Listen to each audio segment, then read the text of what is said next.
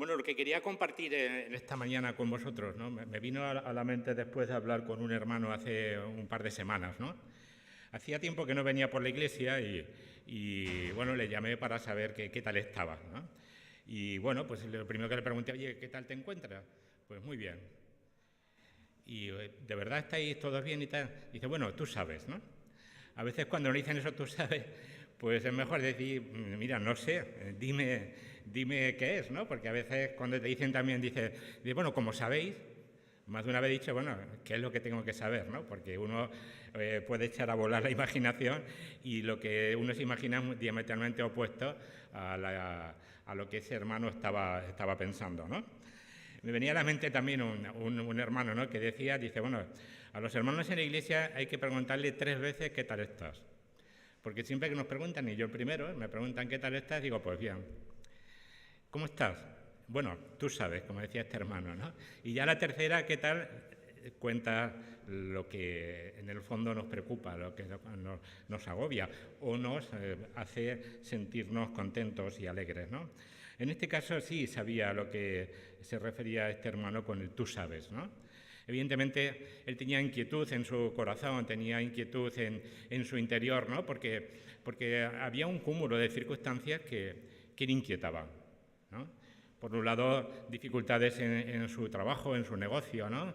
Por otro lado, dificultades familiares con sus hijos, también otras cuestiones de salud, es decir, había una especie de cóctel de cosas, ¿no? De circunstancias en la vida que pues le inquietaban, que le hacían sentirse inquietos, ¿no? Y yo creo que eso es una constante en todos nosotros, ¿no? Que siempre tenemos que estar enfrentando situaciones o momentos que nos causan aflicción y que nos causan tribulación. Además, vivimos en un mundo especialmente generador de conflictos. Yo creo que, bueno, como es el único mundo que conocemos, ¿no? Pero yo creo que este mundo es especialmente generador de conflictos. Vivimos en unos tiempos muy convulsos, unos tiempos especialmente revueltos. De hecho, hace ya un tiempo, ¿no? Había una columna de opinión en un periódico que titulaba «La utopía se llama estabilidad». El autor de esta columna, ¿no? Daba ya por sentado que era imposible vivir en un mundo estable, en un mundo que no generase confusión, en un mundo que no generase tribulaciones, ¿no? Y ante esta realidad que nos rodea a nosotros, ¿no? Podemos tener sentimientos, por un lado, desde luego, de temor y de ansiedad ante lo que nos deparará el futuro. Pero como creyentes, ¿no? Esos sentimientos de temor y de ansiedad tienen que venir mezclados con confianza y esperanza. Lo primero no excluye lo otro. Las dos realidades están simultáneamente en nuestra vida, ¿no? Y es muy probable que la mayoría de los que estamos aquí en esta mañana tengamos esos dos tipos de sentimientos en nuestro corazón. Por un lado, ansiedad, temor, incertidumbre, pero por otro lado, nos aferramos a la esperanza con confianza. El salmista reconoce, no sé si podéis pasar la presentación.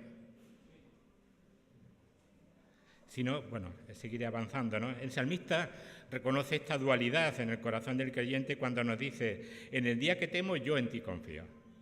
Salmo 56, 3. Así que los dos sentimientos son posibles en la vida del creyente al mismo tiempo. Pero ¿qué va a predominar en nosotros? A veces nuestra vida es una balanza y tener dos platillos, ¿no? En un lado puede estar el temor, la ansiedad, la incertidumbre, pero en otro lado tiene que estar la esperanza, con confianza. ¿Qué va a pesar más en nuestra vida? Puesto que los dos sentimientos pueden ser simultáneos. Hay un aspecto de la balanza, un platillo de la balanza que no podemos nosotros controlar. Hay que reconocer que hay circunstancias en la vida que nos rodea que escapan de nuestro control y que nos pueden generar temor, inseguridad, amenazas de guerra, por ejemplo, ¿no? O crisis financieras, o yo qué sé, problemas de salud. Hay muchas circunstancias que nosotros no podemos controlar y es lógico que ante esas circunstancias nosotros nos sintamos inquietos. Pero sí que hay otro lado, el otro lado de la balanza que sí que podemos nosotros hacer y que depende exclusivamente de nosotros. Y es aumentar nuestra confianza y nuestra esperanza en Dios. Y esto es lo que os propongo que hagamos en esta mañana al considerar un precioso pasaje de la palabra de Dios, que está en la primera carta del apóstol Pedro, una epístola, como sabéis, una epístola pastoral dirigida a hermanos nuestros que estaban enfrentando situaciones de sufrimiento muy similares a las nuestras. Pues os propongo que leamos Primera de Pedro, capítulo 5, versículos del 7 al 11. Dice así la palabra de Dios. Primera de Pedro 5, versículo 7. Dice, echando toda vuestra ansiedad sobre Él, porque Él tiene cuidado de vosotros. Sed sobrios y velad, porque vuestro adversario el diablo, como león rugiente, anda alrededor buscando a quien devorar, al cual resistid firmes en la fe, sabiendo que los mismos padecimientos se van cumpliendo en vuestros hermanos en todo el mundo. Mas el Dios de toda gracia, que nos llamó a su gloria eterna en Jesucristo, después que hayáis padecido un poco de tiempo, Él mismo os perfeccione, afirme, fortalezca y establezca. A Él sea la gloria y el imperio, por los siglos de los siglos. Amén. De entrada, podríamos pensar que el panorama que nos describe aquí Pedro está muy alejado de nosotros. Ciertamente han pasado casi 2000 años, ¿no?, de este tiempo en que Pedro escribió esta carta. Pero a poco que pensemos un poquito, es posible que ha cambiado evidentemente el decorado, ¿no?, el entorno en el cual vivimos muy distinto al de aquel tiempo, pero el fondo sigue siendo el mismo. En aquel tiempo había mucha corrupción moral y social, había persecución para los creyentes, había injusticia, había sufrimiento, la vida era muy frágil. Así que cambia el decorado, pero los problemas son los mismos. Por tanto, los consejos que el apóstol Pedro da a los hermanos de allí, de aquel tiempo, son perfectamente aplicables a nosotros, son perfectamente extrapolables a nuestros días. Cambia el decorado, pero los problemas siguen siendo los mismos. Pues bien, ante esta situación, en el pasaje que hemos leído, el apóstol Pedro da a los creyentes 3 grandes recomendaciones y concluye con una preciosa promesa de parte de Dios. Las 3 recomendaciones que Pedro da son, por un lado, descansad en Dios, versículo 7. En el versículo 8 dice, abrid los ojos. Y en el versículo 9, resistid firmes en la fe. Pero todo eso es posible por la preciosa promesa que incluye el versículo 10, que nos dice, Dios de toda gracia os fortalecerá, afirmará, perfeccionará y establecerá en Jesucristo. El título de la predicación de esta mañana que quería compartir con vosotros es precisamente eso, el Dios de toda gracia. Y vamos a dividir los versículos que hemos leído en 3 grandes apartados. En primer lugar, de los versículos 7 al 9, vamos a ver la realidad visible, el mundo que rodeaba a Pedro y que, como he dicho antes, es enormemente parecido al actual. Luego, en la primera parte del versículo 10, vamos a ver que hay una realidad invisible, una realidad que vemos por los ojos de la fe. El Dios de toda gracia nos habla ese versículo, ¿no? Y ese va a ser el centro de nuestra mirada en Dios, ¿no? Y por último, en la tercera parte sería la segunda parte del versículo 10, donde tenemos una promesa invencible. Dios es nuestra fortaleza. Bien, vamos a ver si puedes ir avanzando hasta que aparezca la realidad visible, nunca mejor dicho. En primer lugar, los versículos 7 al 9 vamos a ver la realidad visible. Sigue avanzando, por favor. No, vale. Bien, ¿dónde estamos? ¿En qué mundo vivimos? ¿Cuál es la descripción de la situación social, personal, moral, espiritual en la que se encuentra nuestra ciudad, nuestra sociedad, nuestra propia Iglesia? Como decía antes, nuestra situación es tremendamente parecida y paralela a la que vivía Pedro en aquella época, hace casi 2000 años. Y en esos versículos 7 al 9 que leíamos antes, ¿no?, encontramos 3 fotografías, 3 instantáneas, 3 detalles, ¿no?, de la vida que vivía el apóstol Pedro. Y vamos a ver que ante esas 3 fotografías el apóstol Pedro da 3 recomendaciones, 3 exhortaciones, 3 consejos que los creyentes de aquel tiempo y nosotros tenemos que dar, o tenemos que hacer caso, mejor dicho, ¿no? El primero es la primera foto, se llama ansiedad. Introducido por un porque hemos leído, el primer rasgo de la realidad visible es ansiedad. Vivimos en un mundo con ansiedad. Y nosotros, los creyentes, experimentamos ansiedad. De lo contrario, el apóstol Pedro no hubiera dicho, echando toda vuestra ansiedad sobre él. Pedro está escribiendo a creyentes, no lo olvidéis, ¿no? Y si los creyentes no pudieran experimentar ansiedad, esta recomendación suya, esta frase suya, sobraría por completo. Hubiera sido totalmente innecesaria. Pero puesto que los creyentes vivimos en una incertidumbre, estamos sujetos también a la ansiedad. Quizá alguno esté pensando, bueno, ¿acaso el Señor Jesús no condena la ansiedad en el Sermón del Monte? Por supuesto que sí, la condena, ¿no? Dice Mateo 6:34, así que no os afanéis por el día de mañana, porque el día de mañana traerá su afán. Basta a cada día su propio mal. El Señor condena la ansiedad, pero la ansiedad que condena el Señor no es la que aquí trata el apóstol Pedro. La ansiedad que condena el Señor Jesús en el Sermón del Monte es esa ansiedad que hace pequeño a Dios, que tiene una idea de Dios que no es capaz de resolver los problemas de las personas, que no es capaz de satisfacer las necesidades básicas de las personas. Por supuesto, esa ansiedad sí que es pecado, ¿no? Porque en el fondo lo que esconde es una desconfianza ante Dios. La ansiedad que aquí está refiriéndose el apóstol Pedro es esa inseguridad, esa incertidumbre ligada al mundo en el que vivimos. Esa inseguridad que produce en nosotros el saber o el pensar que puede haber, yo qué sé, la Tercera Guerra Mundial, o que pueda haber una nueva epidemia de COVID, ¿no? Que se cargue a 100 o a miles de millones de personas, ¿no? Hay circunstancias, como decía antes, ¿no? Que están a nuestro alrededor y que no controlamos y que nos producen cierta incertidumbre. Ciertamente tenemos muchos motivos de ansiedad en lo social, en lo familiar, en lo personal, como Iglesia. Tenemos muchos motivos para sentir incertidumbre, inseguridad y ansiedad.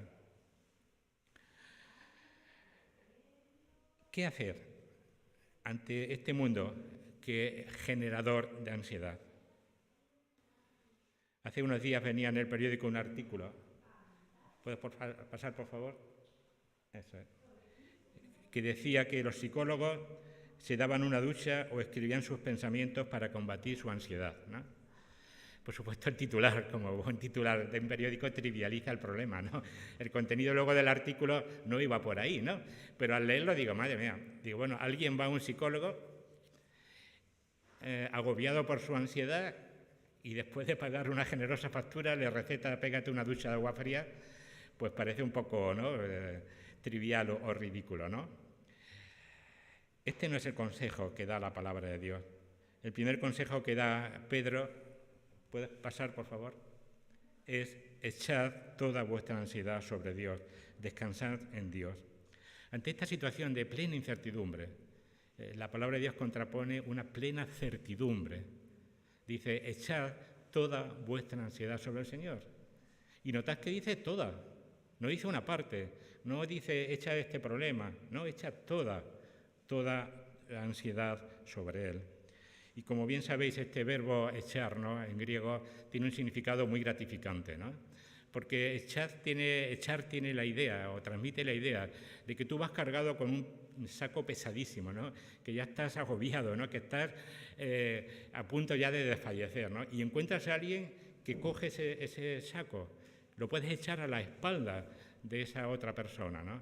Y en este caso lo que nos dice la palabra es que podemos echar ese pesado saco que nos produce ansiedad en las espaldas de Dios, nada más y nada menos, ¿no? Echando toda vuestra ansiedad sobre Él. En un mundo generador de ansiedad, el apóstol Pedro nos aconseja descansar en Dios, echar toda nuestra ansiedad sobre Él. Pero el apóstol Pedro añade un consejo, a su consejo, mejor dicho, una frase tremendamente importante, porque Él tiene cuidado de vosotros. Nuestro Dios es un Dios personal que tiene cuidado de nosotros. Nosotros, los creyentes, ¿no? Hablando en nuestros términos, ¿no? Somos tremendamente afortunados, porque a diferencia de todas las religiones, particularmente las orientales, no descansamos en una fuerza abstracta, en una fuerza impersonal, sino descansamos en el Dios que me conoce, en el Dios que me cuida, el Dios que es mi pastor, como dice la Escritura. Esta característica del Dios personal es muy distintiva del cristianismo y además es completamente exclusiva, porque no hay ninguna otra religión, salvo el judaísmo, obviamente, que crea en un Dios personal. Como veremos más adelante, el Dios Todopoderoso es al mismo tiempo el Padre amoroso e íntimo que se preocupa de mí, por mí, que se preocupa por cada uno de nosotros porque es un Dios personal. Por tanto, ante el primer aspecto de la red invisible, ansiedad, que todos creo que sufrimos en mayor o menor medida, el consejo del apóstol Pedro es: echad toda vuestra ansiedad sobre Él, porque Él tiene cuidado de vosotros, porque es un Dios personal. El segundo punto, la segunda foto que hace el apóstol Pedro de la realidad en que vivía, es que hay una batalla espiritual.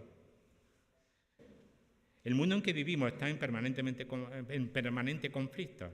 Hay guerras, hay luchas sociales, luchas económicas, hay luchas ideológicas y un larguísimo etcétera, ¿no? Pero, como sabemos, el origen de estos conflictos es un conflicto mucho más profundo, que tiene que ver con la maldad humana, con esa capacidad innata que tiene el ser humano, ¿no?, de trastocar todo para producir daño, en particular en sus semejantes. Muchos filósofos, como bien sabéis, a lo largo de la historia han tratado de dar respuesta al origen de la maldad humana. Todos han fracasado, han dado respuestas parciales por lo menos, ¿no? ¿Por qué? Porque nos dice la Escritura, ¿no?, que la raíz de todos esos conflictos es una raíz espiritual.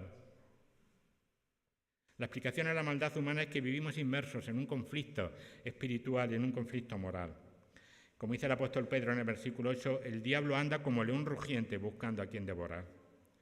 Y el diablo es una realidad tan cierta como que anda permanentemente de ronda, día y noche, buscando a quien devorar, buscando a quien destruir.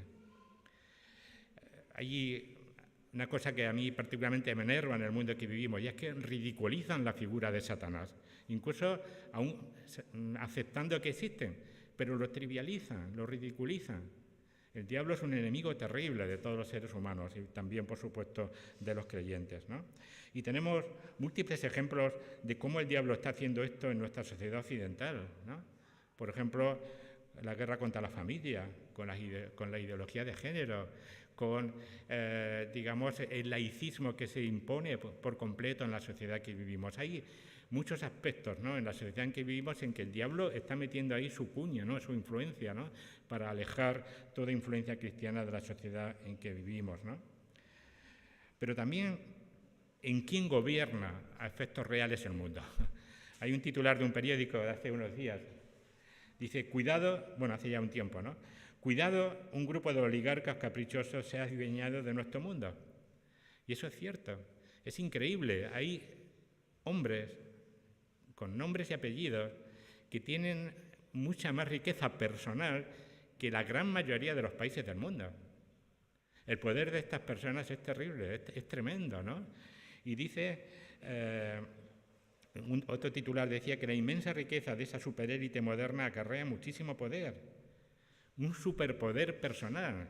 ¿Y quién está detrás de esas personas? Yo estoy convencido de que el maligno y sus propósitos, ¿no? Ante este segundo rasgo del mundo en que vivimos, el consejo que Pedro da es ojos bien abiertos, velad y sed sobrio.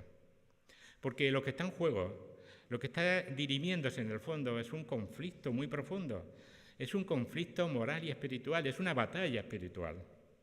Y cuidado, que esa batalla espiritual nos afecta a nosotros en lo más íntimo también.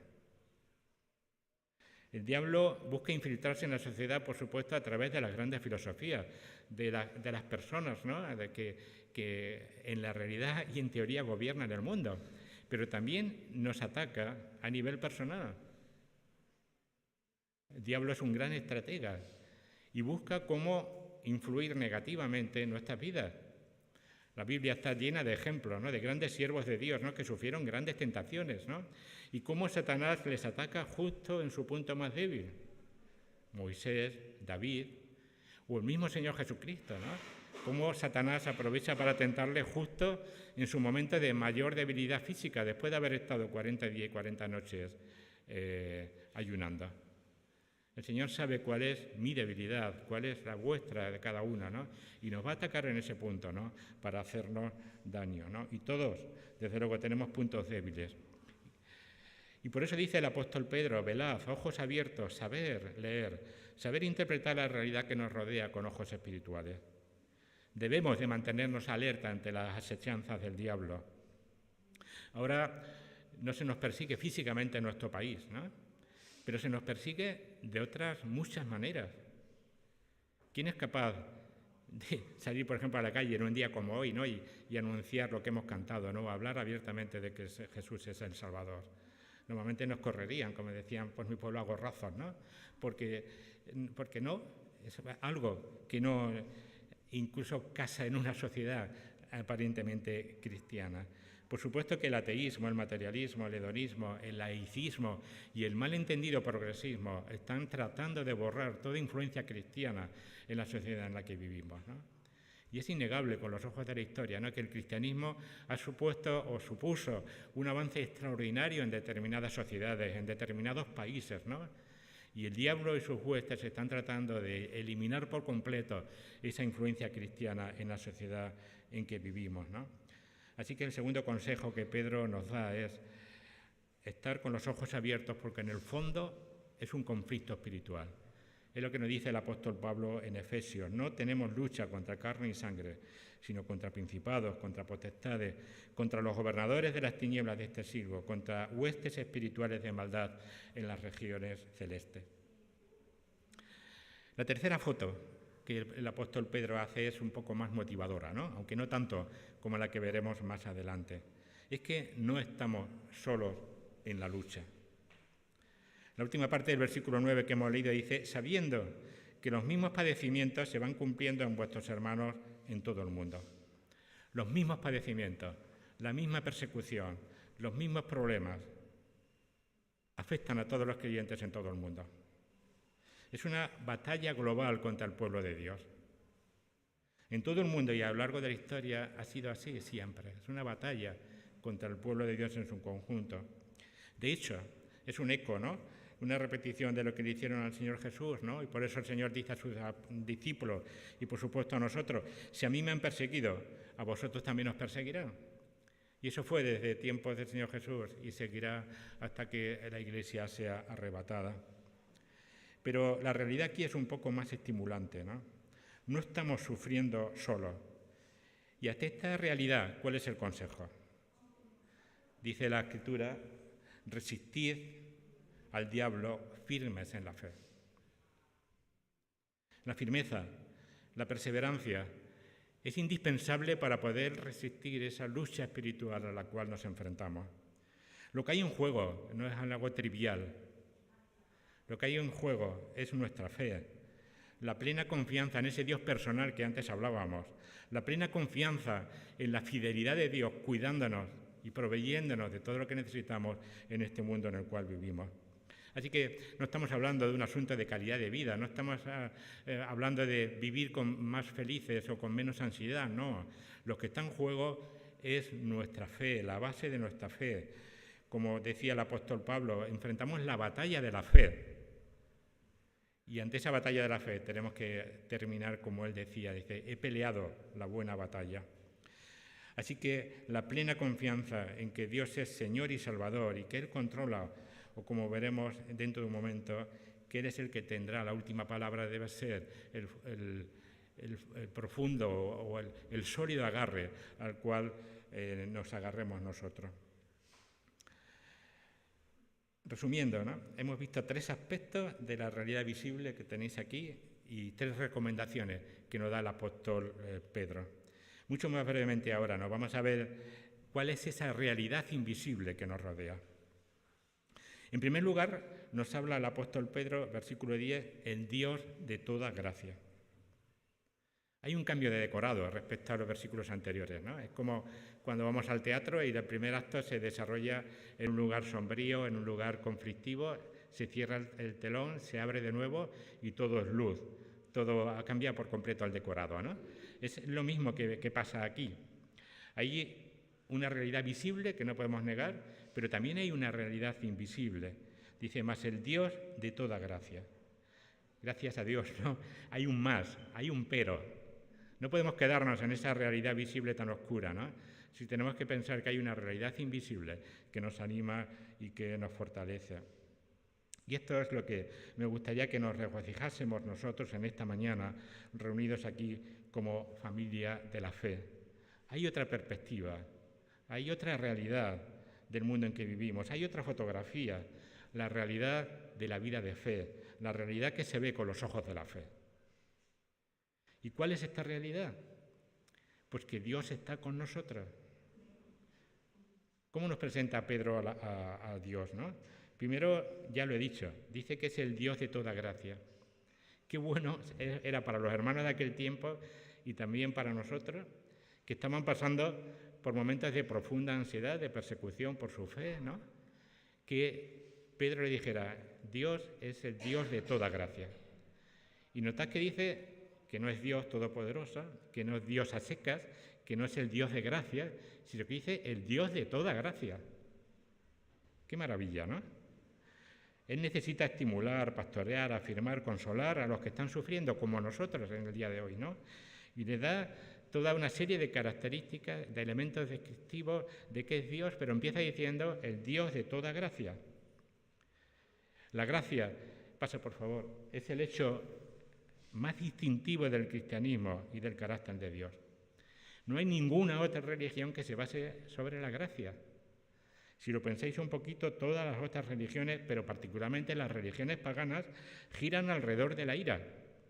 Se centran en dar consejos a sus fieles sobre cómo evitar la ira de Dios. Qué distinto es el cristianismo. Es la única religión que gira alrededor de la gracia de Dios, el Dios de toda gracia. Qué extraordinario es nuestro Dios. Así que en momentos de ansiedad, en momentos de tribulación, en momentos de persecución, tenemos que traer a la mente las palabras del apóstol Pablo en Filipenses. Mi Dios, pues, suplirá todo lo que os falta conforme a sus riquezas en gloria en Cristo Jesús. El Dios de gracia. Nuestro Dios es el Dios de toda gracia, el Dios lento para la ira y grande en misericordia.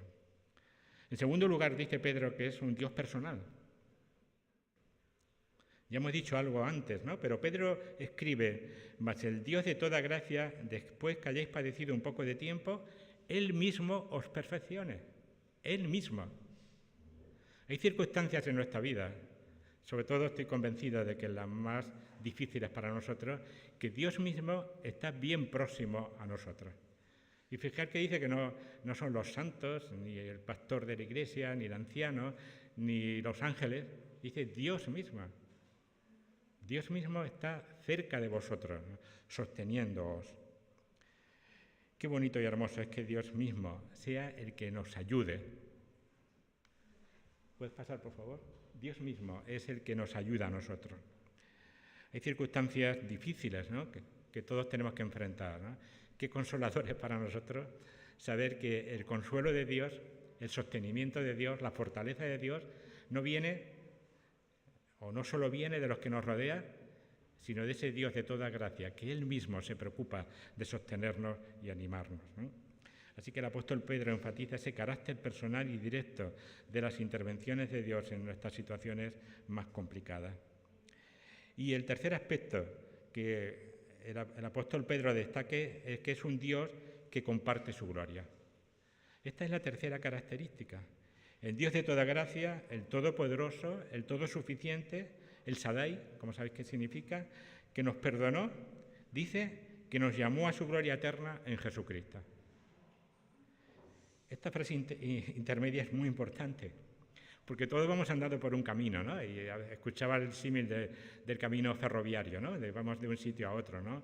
Nuestra estación término no es este mundo en el cual vivimos. Nuestro camino, nuestro viaje, termina en el cielo. Este tiempo de sufrimiento no deja de ser un paréntesis en nuestra existencia. La estación término de nuestra vida, de nuestro viaje, es el cielo. Nuestro destino final, por favor, es la vida eterna en el cielo, donde, como dice Apocalipsis 21:13, Él mismo estará, dice, con ellos, con nosotros, como su Dios. Por tanto, la realidad invisible es tremendamente consoladora. Aquí tenemos ansiedad, aquí luchamos con el diablo, aquí sufrimos persecución con el resto de hermanos. El panorama no puede ser más desolador, pero el Shaddai, el Todopoderoso, el Todosuficiente, el Dios de toda gracia, que nos creó para compartir su gloria con nosotros, que nos llamó a su gloria eterna, después que hayamos padecido por un tiempo, Él mismo compartirá su gloria con nosotros. Y el apóstol Pedro termina con una promesa realmente invencible.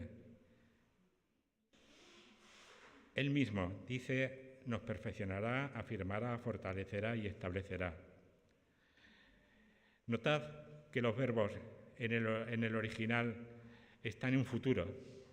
Por tanto, está diciendo que Dios mismo nos fortalecerá, afirmará, fortalecerá y establecerá. No es un deseo, es una realidad. No es una oración que Dios nos fortalecerá y tal, sino que es una promesa. ¿Y qué hará Dios con nosotros? Dios mismo dice, en primer lugar, que nos perfeccionará. Perfeccionar, dicen los comentaristas, que es la imagen, ¿no?, que quizás hayáis visto más de una vez, ¿no?, en un puerto pesquero, ¿no?, los pescadores remendando la red, ¿no? Y es necesario que esa red esté remendada, esté bien para poder capturar peces con más facilidad. Y eso es lo que el Señor hará con nosotros, ¿no? Él tapará todos los agujeros que hay en nuestra vida. Él tapará todos los huecos, ¿no?, todos esos lugares por los cuales se escapan los peces, ¿no? El Señor nos perfeccionará. En segundo lugar, dice que nos afirmará. Y afirmar aquí es la misma palabra que antes hablábamos de estar firme. Es exactamente la misma palabra. El Señor nos ayudará a estar firmes, a resistir. En tercer lugar, nos fortalecerá. Y aquí la palabra es robustecer, ese robustecer que hacían los atletas, ¿no? Los atletas, para prepararse a la competición, primero fortalecían sus músculos, luego se preocupaban de alimentarse adecuadamente para poder rendir perfectamente en la carrera o en la lucha, ¿no? Y eso es lo que el Señor hará con nosotros, ¿no? Nos alimentará, nos fortalecerá para que podamos enfrentar la lucha, ¿no? Y por último, nos establecerá. La palabra aquí que utiliza la Escritura viene del griego cemento, ¿no?, de cimiento, ¿no? Y quiere decir que el Señor nos dará un cimiento estable, como el Señor dice, ¿no?, para que nuestra casa esté cimentada sobre la roca, sobre un fundamento firme, ¿no?, para que los vendavales que tengamos que enfrentar en nuestra vida no nos lleven para un lado ni para otro, ¿no? Así que la preciosa promesa, la promesa invencible que encontramos aquí es que Dios hará todas estas cosas con nosotros. Pero notad que dice en Jesucristo. Este es el pivote, el eje sobre el cual gira toda la historia de la salvación, toda nuestra vida cristiana y, por supuesto, también toda la historia de la humanidad en un contexto mucho más amplio. Con esta partícula, con esta preposición en Jesucristo, tiene una importancia capital. Así que el secreto de la capacitación, el secreto para hacer frente a esa ansiedad que rodea nuestro mundo es estar en Jesucristo.